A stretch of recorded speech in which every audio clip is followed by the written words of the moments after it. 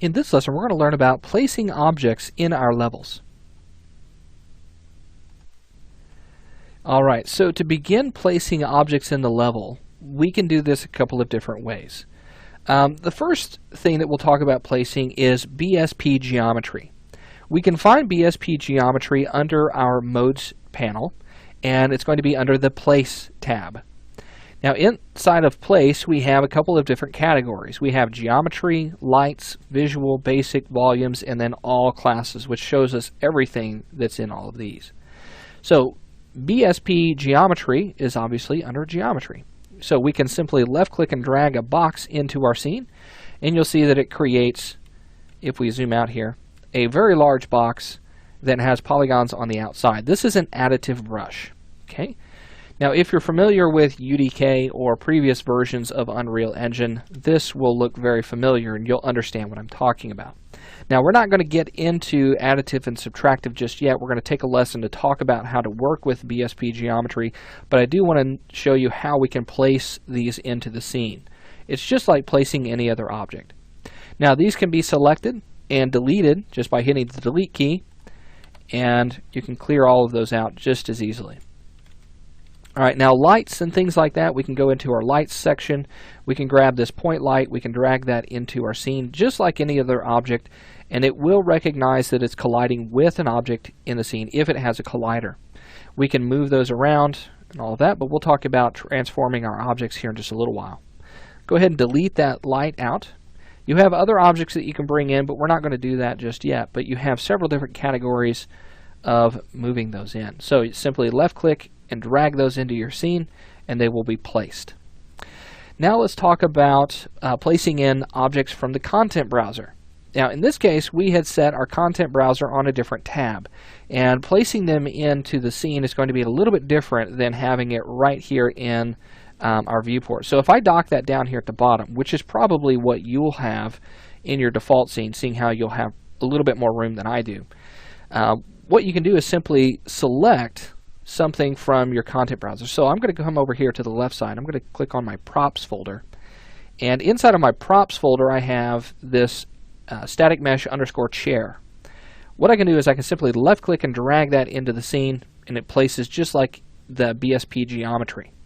Now because I have this on my tab up here, and I'm going to keep it here, it's going to work just a little bit differently. So what I can do is simply left click and drag that static mesh chair, and I can drag that onto my minimal default tab and then drop that into our level.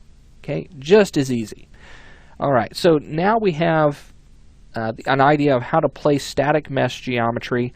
Let's talk about manipulating all of this geometry that we have in our scene. So if I wanted to move this chair, let's say that I wanted to put it into position right here with this table. What I can do is I can grab my move tool. And the move tool can be accessed right up here in our viewport. Now you'll notice that we have these three different tools. We have move, rotate, and scale. Now we can also access these tools by simply using the W key to grab the move tool, the E key to move, or to rotate, and the R key to scale. All right, now you can also use the space bar to simply oscillate between those three tools. Okay. So with our move tool activated, let's move it back in the X direction, which is this red handle. I'm going to move it back, and you'll notice that it's snapping a little bit. It's not giving us a nice, smooth movement. And that's because we have grid snapping turned on, as it's highlighted in yellow, or in orange. Now you'll notice that we have a number next to that, and this is our snap to grid value. So it's going to snap every 10 units. Let's say that I wanted to snap this, let's say every 50 units. From here, what I can do is I can start to move that, and you'll notice that it snaps at larger paces. So I'm going to put that right about there. Let's go ahead and set this back down to 10, and then we'll move that across in the Y direction, which is our green handle. Notice that it's highlighted in yellow, letting us know that we are on the correct handle. Now, whenever you're moving, you have the ability to move in a biplanar fashion, meaning that you can move in two directions at once. So if I wanted to move this along the X and the Y direction to get it somewhere very quickly, I could simply hover right over that box in the center and then left click and drag that around, and that will move in both of those directions. This is a very common way of moving objects in our scene. So now that we have that positioned right here in front of our table, we want to rotate it around. So to rotate, we can go up here to our toolbox and simply left click on that, and you'll see that we have a little bit of a different gizmo. Now this gizmo is for rotation, so we can rotate around the Z-axis, the Y-axis, or even the X-axis. In this case, we want to rotate around the Z. So simply hover over the Z-axis, left click, and drag that, and you'll notice that it's snapping every 10 degrees. And this is because of our snap settings. You'll notice that snapping is turned on for our rotation, and it's snapping every 10 degrees. Left click on that, and you can change how you want to rotate that around. Alright, so now let's go ahead and continue to snap that around the Z until it's facing that table. Alright, there we go. And then you can also grab your move tool, and you can position that and fine-tune that in front of that table there. Now you can also change the angle in which you're looking by using your W, A, S, and D keys, holding down the right mouse button, or even just using the left mouse button to drag around. So that looks pretty good there, but let's say that I want to make this chair a little bit smaller than the others. I don't know why I would want to do that, but I want to. Let's go ahead and switch over to the scale tool. And again, we can come over here to our toolbox, we can left click on that, or we can hit R on the keyboard, or we can just simply oscillate through that by hitting the space key. So now that we have that set, you have a new gizmo that shows up here. We have an X-axis, a Y-axis, and a Z-axis. We can scale in individual axes.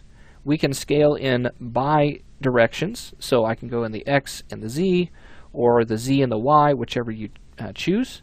But I can also scale in a uniform direction by simply hovering right over the center.